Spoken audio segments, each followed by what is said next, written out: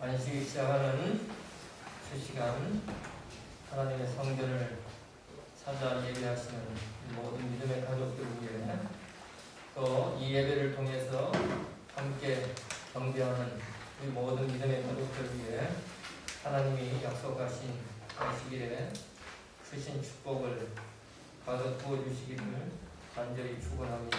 아멘. 특별히 우리 지난 안식일 대학 기숙사에 코로나 접촉자가 있어서 자가격리 교회 나오지 못한 우리 전사님과 예준이 이렇게 함께 예배드리게 돼서 너무 감사하고요. 또 우리 두 사람과 함께한 우리 백동훈 형제 그리고 우리 박찬호 형제 진심으로 환영하고 하나님이 늘 함께 축복해 주시기를 간절히 기도합니다. 아멘. 오늘은 산상보훈의 예수님의 말씀 가운데 5번째 시간. 우리 제일 처음에는 산상보훈의 말씀이 무엇인지 함께 은혜를 나누었고요. 첫 번째는 예수님의 팔복의 말씀, 그리고 너희는 세상의 빛이요 너희는 세상의 소금이라 라고 말씀하신 예수님의 뜻을 우리가 살펴보았습니다. 그 다음에는 율법을 예수 그리스도께서 이 땅에 오셔서 어떻게 하시려고 하셨는지, 율법과 예수 그리스도와의 관계에 대해서 우리가 살펴봤어요. 그리고 나서 오늘 예수님은 우리에게 뭐라고 말씀하셨냐면 노하지 말라 라고 산상보훈에 말씀하십니다. 살다가 보면 화가 날 때가 있어요, 없어요? 화가 날 때가 있는 게 아니라 많이 있습니다. 특별히 저도 저 밑에 동네에서 사는 사람이라서 성격도 급하고 또 때로는 참지 못하는 이런 성격도 좀 있고, 그래서 항상 기도를 하면서도 부족함을 느낄 때가 많이 있어요. 하루는 제법 큰 교회에 목사님이 운전을 해야 하고 가는데 도로 위에서 갑자기 택시 한 대가 끼어들면서 신호등도 차에 경고등도 잘 넣지 않고는 새치기를 해가지고 사고가 날 뻔했어요. 그러니까 이 목사님이 놀라면서도 화가 나가지고 그 택시를 쫓아가서 교차로가 있는 곳에 마침 신호가 정지되어서 차를 정차하고는 문을 열고 내려가서 택시기사를 향해서 아니 운전을 왜 이렇게 사고 나서 사람 죽으면 어떻게 하려고 하느냐고 화를 내면서 이야기를 했어요. 그러자 이 택시기사가 이 목사님을 보고는 아무 말도 못하고 고개를 숙이면서 잘못했다는 듯이 듣고 있었습니다. 그러자 이 목사님은 더욱더 신호가 바뀔 때까지 다시는 이렇게 험악하게 운전하지 말라고 화풀이를 했어요. 그런데 그 목사님 이야기를 다 듣고 나서 이 택시 운전기사가 목사님 제가 잘못했습니다. 실수했습니다. 용서해 주세요. 아니 이 목사님은 처음 본 사람인지 자기를 보고 목사님이라고 그러는 거예요. 아니 당신 교회 다녀요? 하고 물어봤더니 목사님 제가 목사님 교회 집사 누구누구입니다 라고 이야기하더라는 것입니다. 알고 보니까 그 교회 목사하고 집사하고 운전 때문에 이렇게 서로 얼굴을 붉히고 화를 내는 일이 생겼다는 것입니다. 살다가 보면 가족들끼리, 친구들끼리, 때로는 교회 같은 교우들끼리, 형제들끼리 심지어는 부모, 자녀 사이에서도 화가 날 때가 있어요. 그런데 예수님은 우리에게 뭐라고 말씀하셨냐면 이 산상보훈의 마태복음 5장 21절에서 26절에 말씀하십니다. 옛 사람에게 말한 바 살인치 말라 누구든지 살인하면 심판을 받게 되리라 하였다는 것을 너희가 들었으나 나는 너희에게 이르노니 형제에게 노하는 자마다 심판을 받게 되고 형제를 대하여 라가라 하는 자는 공회에 잡히게 되고 미련한 놈이라 하는 자는 지옥불에 들어가게 되리라. 그러므로 예물을 제단에 드리다가 거기서 내 형제에게 원망 들을 만한 일이 있는 줄 생각나거든 예물을 제단 앞에 두고 먼저 가서 형제와 화목하고 그 후에 와서 예물을 드리라. 너를 송사하는 자와 함께 길에 있을 때에 급히 사와가라. 그 송사하는 자가 너를 재판관에게 내어주고 재판관이 관에게 내어주어 옥에 가둘까 염려하라. 진실로 내게 이르노니 내가 홀이라도 남김이 없이 다 갚기 전에는 결단코 거기서 나오지 못하리라. 자, 이 말씀을 보면 예수님은 형제에 대하여 분노하는 사람은 어떤 사람과 마찬가지라고 비유를 하셨느냐면 살인하는 자와 마찬가지라고 말씀하셨어요. 옛 사람이 말한 바 살인치 말라 누구든지 살인하면 심판을 받게 되리라. 자, 그런데 그 다음에 예수님 뭐라고 하냐면 나는 너희에게 이르노니 형제에게 노하는 자마다 심판을 받게 될 것이다. 이 두 말씀은 살인하는 자는 심판을 받을 것이다. 그런데 나는 너희에게 말하니 형제에게 노하는 자는 심판을 받을 것이다. 심판을 받는 것은 똑같아요. 다시 말하면 살인하는 자나 형제에게 노하는 자나 결과가 마찬가지라는 것입니다. 살인하는 것도 중한 죄인 것처럼 형제에게 노하는 자도 중한 죄가 된다고 말씀하셨어요. 사실 이 살인하지 말라라는 말씀은 10계명의 6번째 계명입니다. 하나님께서 특별히 손으로 새겨서 모세에게 주신 10계명의 6번째 계명이 살인하지 말라라는 말씀입니다. 근데 이처럼 중한 10계명의 하나를 형제에게 노하는 것과 마찬가지의 심각한 결과를 나타내는 중한 일로 예수님은 경고하고 계신다는 것입니다.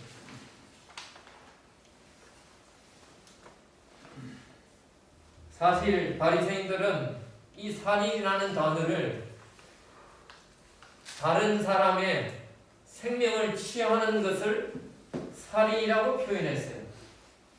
하지만 예수님은 나는 너희에게 말하노니 바리새인이 말하는 이 살인이 아니라 하나님이 보시기에 말로써 형제를 해롭게 하고 노하여 그에게 내 마음에 분노한 이 심정을 표하는 것도 또 다른 살인이다 라고 이야기하고 있다는 것입니다.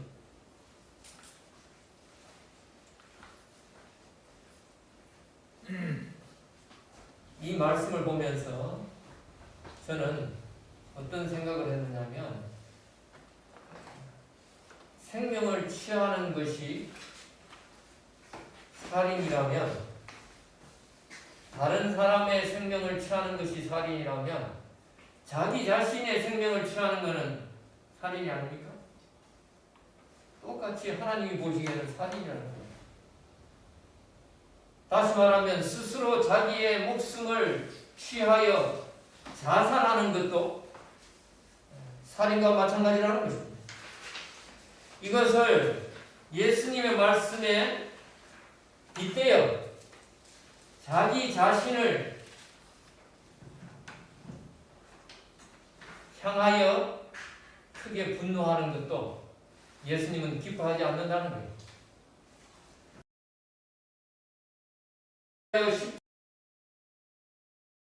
구원하시려고 살아나셨는데 예수님이 귀하게 여기신 내 생명과 내 존재를 내가 스스로 타인을 향하여 형제를 향하여 분노하듯이 내 자신에게 대하여 분노하고 내 자신을 낮고 천하게 여기며 하나의 분풀이 대상으로 생각하는 것도 동일하게 예수님은 우리에게 생각할 수 있다는 것을 말씀하고 있다는 것입니다.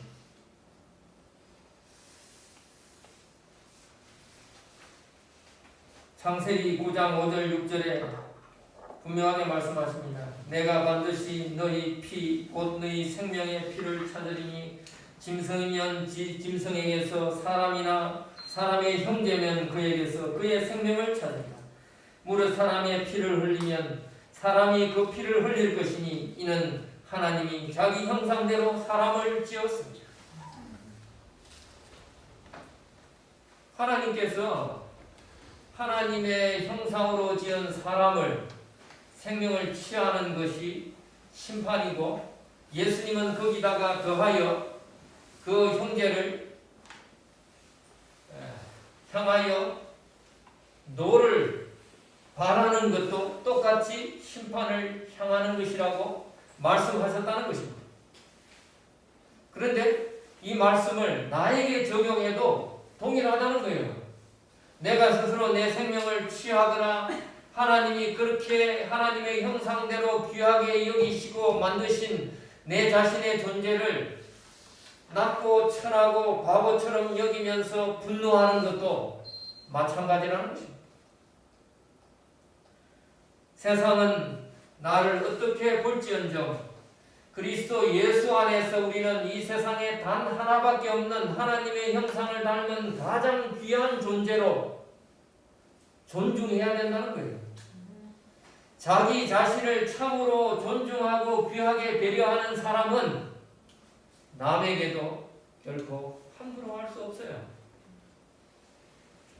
자, 예수님은 바로 노를 바라지 말라라고 말씀하시면서 세 가지를 구체적으로 표현하셨습니다. 첫 번째는 바로 이 노하지 말라라는 표현은 형제를 노하게 만들지 말라. 그를 노를 품게 하지 말라라는 뜻으로 이야기하셨다는 거예요. 똑같은 말이라도 기분 좋게 듣는 말하는 사람이 있고 똑같은 말이라도 기분 나쁘게 하는 사람이 있어요. 저도 이 말하는 재주가 좀 없어서 말을 직선적으로 이렇게 표현할 때가 참 많아요. 그래서 기도하면서 이렇게 말을 상대방이 정말 기분 나쁘지 않으면서도 알아듣고 무언가 생각할 수 있는 그런 사람이 될 수 있도록 해달라고 기도하는데 이게 참 정말 쉽지가 않아요. 제가 아는 어떤 목사님은 정말 할 말씀을 다 하는데도 듣는 사람이 함께 웃으면서 기분 좋게 말하는 분이 계셔요. 유머와 위트가 있으시고 그러면서도 하나님의 말씀이나 원칙에서 어긋남이 없이. 그래서 우리가 이 말하는 것도 하나님 앞에 기도해야 돼요. 하나님께서 내 입술을 주장하사 하나님의 성령의 음성이 그것이 진리든 정의든 올바른 원칙이든 간에 사랑으로 올바로 전달되도록, 아무리 율법이라도 사랑이 없는 율법은 더 이상 그것이 온전한 율법이 될 수 없다고 말씀하셨어요. 자, 두 번째는 라가라 하지 말라. 라가라는 말은 그 당시 말로는 욕설의 한 종류입니다. 그것도 심한 욕설의 한 종류예요. 바보, 멍충이, 백치, 얼간이 이와 같은 비슷한 뜻이라는 것입니다. 그 밑에 있는 미련한 놈이라 하지 말라라는 이 미련한 놈은 이 라가라는 말보다는 조금 더 부드럽고 순화된 말이에요. 밑에 있는 말은 이 불안당, 미련한 놈이라고 표현되어 있는 이 말은 불안당 같은 사람이라는 뜻입니다. 다시 말하면 라가는 그 사람의 지성에 대한 경멸이나 지적으로 부족한 사람을 칭할 때 하는 심한 말이고, 이 미련한 놈이라는 이 표현은 바로 그 사람의 마음의 동기를 경멸하는 그와 같은 의미의 단어라는 겁니다. 이 두 말을 살펴보면 다 이 두 말이 어디서 오느냐면 이 말을 쓰는 사람의 마음의 주관적인 판단에 의해서 결정된다는 거예요. 제가 얼마 전에 방송을 봤는데 우리 대한민국의 학생들은 얼마나 공부를 많이 시키는지, 공부하는 게 굉장히 힘들다는 거예요. 그래서 공부를 하다가 보면 나중에 대학 입시를 칠 때 어떤 현상이 벌어지냐면 공부를 해도 성적이 많이 오를 것 같지 않다 하면 어떻게 됩니까? 일찍 포기하고 점수가 더 많이 그 기간 동안 올라올 수 있는 그 과목을 해요. 그 가운데 대표적인 게 뭐냐면 수학. 그래서 수학을 일찍 그렇게 정리한 사람을 수포자라고 합니다. 수학을 포기하고 다른 과목을 내가 집중적으로 해가지고 그 기간 동안 점수를 올리겠다. 근데 한국에서 이처럼 수학을 잘하지 못하고 성적이 잘 오르지 않으니까 열심히 하지 않고 다른 과목을 열심히 하는 이런 수학 성적이 좋지 않은 학생이라도 외국에 가면 다른 나라에서는 수학 천재에 버금가는 실력이 좋은 학생으로 들어간다는 거예요. 왜냐하면 한국에 이 중고등학생들이 배우는 수학의 수준이 다른 나라에서는 대학 수준에 거의 맞먹을 수 있는 정도의 높은 수준이라는 것입니다. 우리가 누군가를 라가 이 머리가 든 것이 없어서 혹은 병이 나서 지성적으로 문제가 있는 바보, 멍충이, 백치라고 말할 때는 그 판단하는 사람이 누구예요? 자기예요, 자기. 미련한 자라고 이야기할 때도 그 판단의 기준이 자기라는 것입니다. 자기에게 사로잡혀서 자기의 기준으로 보고 판단하는 것이 바로 상대방을 낮고 자신보다 못한 자라고 표현할 때 바로 이와 같은 말들이 나온다는 거예요. 그런데 예수님은 뭐라고 말씀하시느냐? 사람의 몸을 상하게 하여 생명을 취하는 것도 살인이지만 다른 사람의 정신과 마음에 상처를 주고 그의 영혼을 죽게 만드는 것도 살인이라고 우리에게 경고하고 있다는 것입니다. 우리가 때로 살면서 몸을 상하게 하고 죽음에 이르게 하게 하는 사람에 대해서는 엄청난 큰 분노를 느낄 때가 많이 있어요. 얼마 전에 어린아이를 학대해서 입양한 그 아이를 죽게 만들었던 양부모 두 사람으로 인해서 얼마나 큰 분노를 느꼈습니다. 양평에 묻혀있는 그 아이의 무덤에는 수없이 많은 사람이, 알지도 못한 사람이 그 아이에게 와서 조문하며 머리를 숙이고 가슴 아파했어요. 그런데 정작 나의 입술에 나오는 말로 다른 사람의 정신과 마음과 영혼을 상하게 하고 고통스럽게 죽은 생명처럼 만드는 일에 대해서는 너무나 무감각하다는 것입니다. 예수님은 하늘의 백성은 몸뿐 아니라 바로 다른 사람의 영혼에 대해서도 책임지는 사람이 되라고 우리에게 말씀하십니다.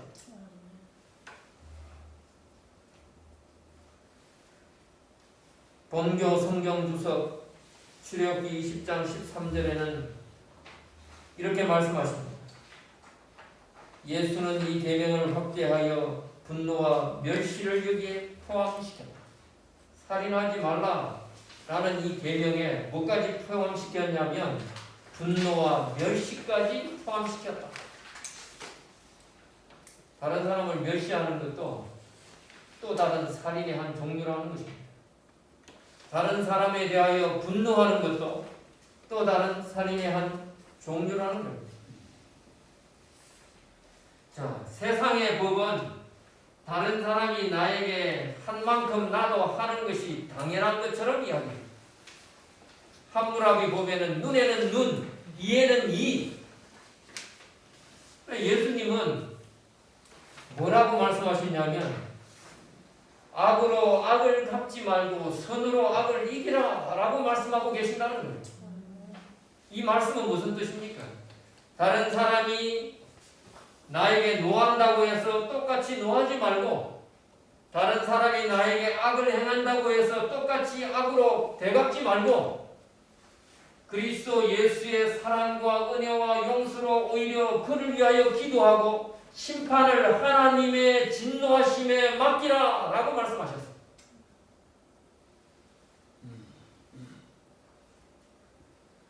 그러시면서 구약에서 행여나 다른 사람의 생명을 부지불식간 취하였을 때 그의 생명을 취한 것에 대하여 분명하게 그의 생명도 잃을 것을 말씀하셨지만 한편으로 예수님은 그들이 있는 곳에서 멀지 않는 곳에 6개의 도성을 세우고 도피성을 두심으로 누구든지 다른 사람을 고의가 아닌 잘못으로 생명을 빼앗았을 경우에 그것으로 피하여 자기의 생명을 구하도록 만드셨다는 것입니다.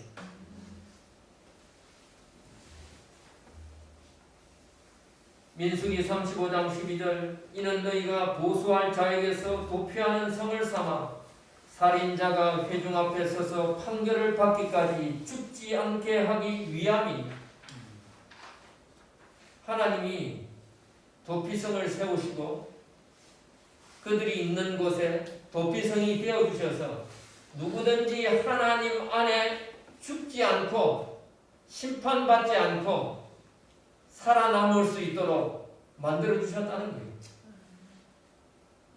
그런데 그 도피성에서 나오면 어떻게 됩니까?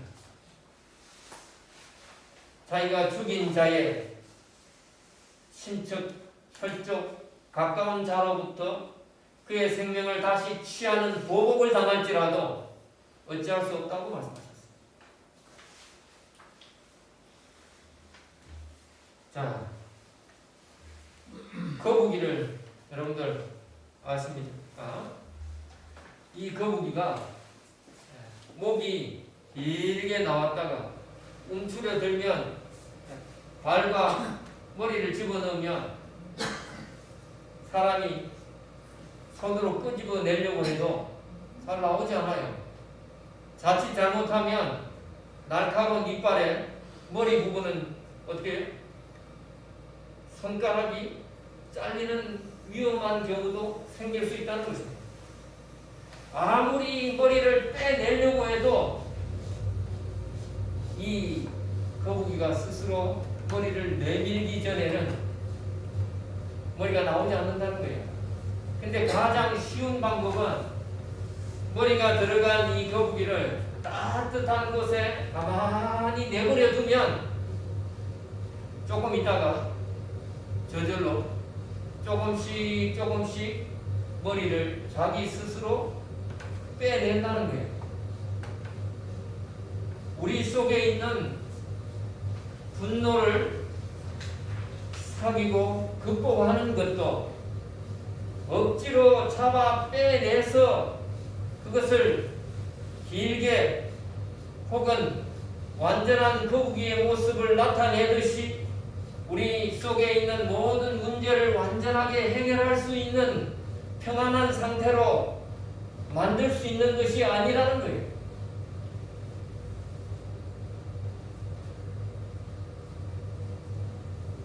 분노를 극복하는 것은 따뜻하게 하면 저절로 온전한 모습으로 자신을 드러내고 스스로 자신의 머리를 나타내는 이 거북이처럼 분노도 조금씩 정상적인 사람의 모습으로 평안을 찾아 제자리를 회복한다는 것입니다. 믿음 안에서 그러면 서로 때로 화목지 못한 일이 생길 때에 원망과 불평이 생길 때 우리가 어떻게 해야 합니까? 야고보 1장 20절에 말씀하십니다. 사람의 성내는 것이 하나님의 의를 이루지 못하니라. 사람이 화를 내는 것은 하나님의 의를 이루지 못하는 일이라고 말씀하십니다. 우리에게 어떻게 하라는 것입니까? 노하지 말라는 거예요. 그러면 우리에게 무엇을 어떻게 하라는 것입니까? 야고보 2장 13절 긍휼을 행하지 아니하는 자에게는 긍휼 없는 심판이 있으리라. 긍휼은 심판을 이기고 자랑하느니라. 어떻게 하라는 거예요? 긍휼을 베풀라는 것입니다. 긍휼은 오히려 불쌍히 여기고 가볍게 여기라는 거예요. 화가 날 때, 분노하게 될 때에 나를 화나게 하고 분노하게 한 그 사람을 불쌍히 여기고 가볍게 여기라는 것입니다. 그러면 그 다음에 어떤 마음이 생겨요? 기도하게 되고 또 그를 주 안에서 용서할 수 있는 마음도 생기고 그로 말미암아 하나님의 은혜로 화목할 수 있도록 하나님이 우리를 인도하신다는 것입니다.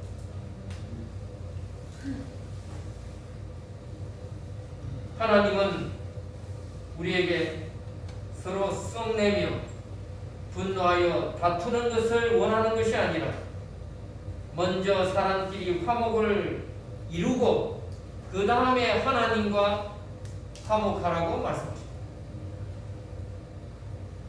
하나님과 온전한 하나가 된 화목한 사람은 반드시 사람과도 화목하게 되어 있다는 거예요.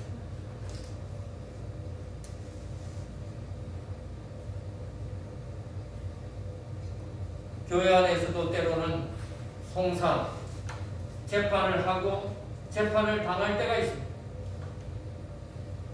그때 이 송사하는 자, 나를 적대하고 원수처럼 여기는 자, 그와 같은 사람을 만날 때에도 예수님은 사과하라 라고 말씀하셨습니다. 사과하라 라는 이 말씀은 서로 잘 좋은 관계 속에서 화목하게 지낼 수 있도록 노력하라 라는 말씀입니다. 화목한 것도요, 믿음과 노력이 필요해요. 믿음의 순종이 필요하다는 것입니다. 내가 열심히 기도하고 하나님께서 화목할 수 있도록 해달라고 하나님께 맡기면서도 하나님의 음성이 나에게 이르러올 때 그 음성에 대하여 순종하여 하나님이 말씀하시면 먼저 용서하고 때로는 먼저 용서를 구하고 먼저 내 죄를 고하고 그와 화목하기 위하여 순종하여 노력하는 행동과 말이 필요하다는 것입니다. 누가복음 12장 58절에 내가 너를 고소할 자와 함께 법관에게 갈 때에 길에서 화해하기를 힘써라. 저가 너를 재판장에게 끌어가고 재판장이 너를 관속에게 넘겨주어 관속이 옥에 가둘까 염려하라. 지금 송사를 위하여 고소당하여 법관에게 갈 때 길에서라도 어떻게 하라? 화해하기를 힘써라. 노하지 않는 것도 그래서 화목한 것도 믿음에 힘쓰는 일이 필요하다는 거예요. 그냥 가만히 있으면 되는 것은 아니라는 것입니다.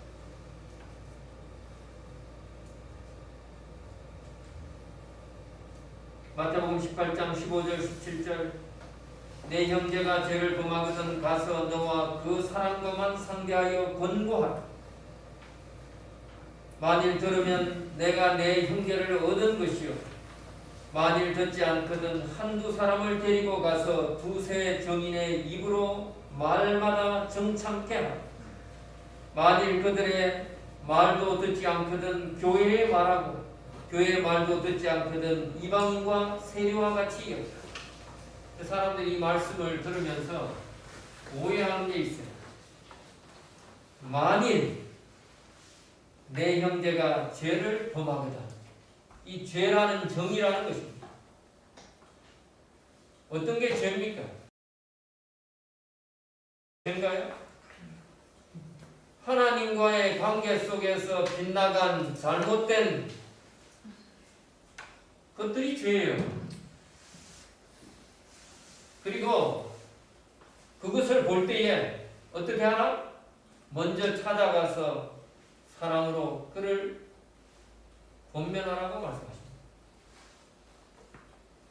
그리고 듣지 않으면 두세 사람이 정참하고 그래도 듣지 않으면 교회에서 그 일을 행하도록 말씀하고 있다는 것입니다. 우리가 하나님의 말씀을 믿고 순종할 때에 우리는 하나님의 사랑으로 말할 수 있어요.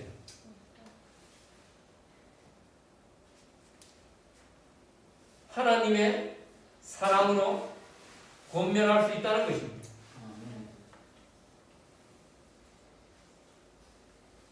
그를 듣지 아니할 때에 그 결과는 하나님이 그를 판단하시고 심판하실 것입니다.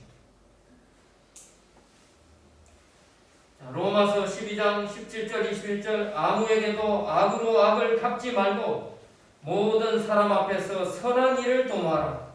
할 수 있거든 너희로서는 모든 사람으로 더불어 평화하라. 내 사랑하는 자들아 너희가 친히 원수를 갚지 말고 진노하심에 맡기라. 기록되었으되 원수 갚는 것이 내게 있으니 내가 갚으리라. 주께서 말씀하신다. 내 원수가 줄이거든 먹이고 목마르거든 마시오라.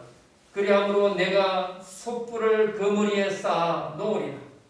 악에게 지지 말고 선으로 악을 이기라. 우리가 악을 보면서는 쉽게 악을 배우는데 또 선을 보면서는 쉽게 선을 배우지 않을 때가 참 많이 있어요. 어떤 젊은이가 저에게 그런 이야기를 하는 것을 제가 들었어요. 내가 어느 교회에 갔더니 그 교회에 예배를 마치고 나니까 욱하는 장로님이 있더라. 처음 만났습니다. 그런데 이 처음 만난 사람의 머릿속에는 뭐밖에 안 남아요? 욱하는 것밖에 안 남는 것입니다. 나중에 언제 어디서 다시 만날지라도 평생의 그 어린 젊은 학생의 머리에는 그 기억밖에 남지 않는다는 거예요. 우리는 그것이 매일매일 벌어지는 일상 중에 하나라고 생각할지 모르지만 그 누구에겐가는 그것이 마음의 상처요 아픔이요 평생의 나쁜 기억으로 남을 수 있다는 것을 우리는 알아야 한다는 것입니다. 예수님이 그것을 아시기 때문에 우리에게 이렇게 말씀하신 거예요. 살인하지 말라 하신 이 말씀이 단순히 다른 사람의 몸의 생명을 취하는 것뿐 아니라 그의 영혼을 죽이는 그것도 또 다른 살인이라고 우리에게 말하고 있다는 것입니다. 노벨 평화상을 받은 남아프리카 공화국의 넬슨 만델라 전 대통령은 대통령이 되기 전에 그 나라의 흑인들의 인권 운동을 하다가 붙잡혀 오랜 감옥 생활을 했어요.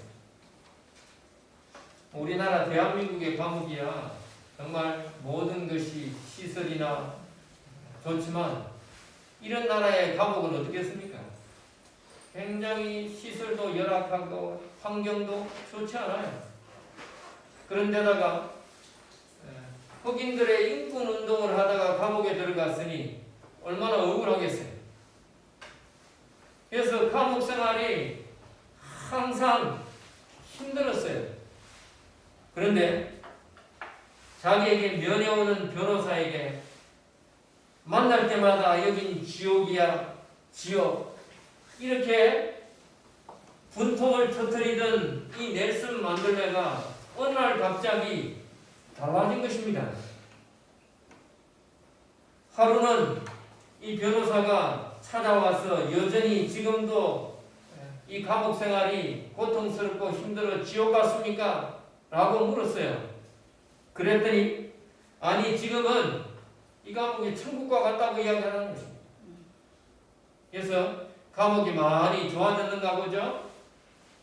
하고 말했더니 감옥은 달라진 게 없다는 거예요. 근데 뭐가 달라졌어요? 이 넬슨 만델라의 마음이 달라졌어요. 기도하면서 감옥 생활에서 답답함을 토로하던 중에 하나님께서 그 마음에 은혜를 주셔서 하나님의 마음으로 믿음으로 이 감옥 생활을 감당해 나가니까 예전과 같은 고통과 괴로움이 사라지더라는 것입니다.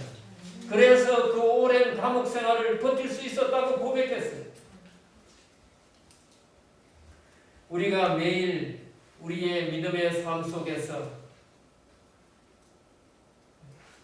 열악한 주변의 환경과 또 나의 마음을 아프게 하는 여러 많은 사건과 힘든 일들이 부딪히고 계속될지라도 그 가운데서 하나님을 만나고 하나님의 사랑을 느끼고 하나님의 뜻을 분별하여 믿음으로 순종할 때에 주님의 평안이 주님의 사랑이 은혜가 우리를 지배하게 될 것입니다. 아멘. 그곳에 그리스도 예수의 생명이 있다고 말씀하셨어요. 하늘 백성의 구원의 성품이 있다고 말씀하셨습니다. 오늘 이 저녁 이 산상구원의 말씀이 바로 저와 우리의 삶의 모본이 되기를 간절히 바라면서 말씀을 마치겠습니다. 아멘.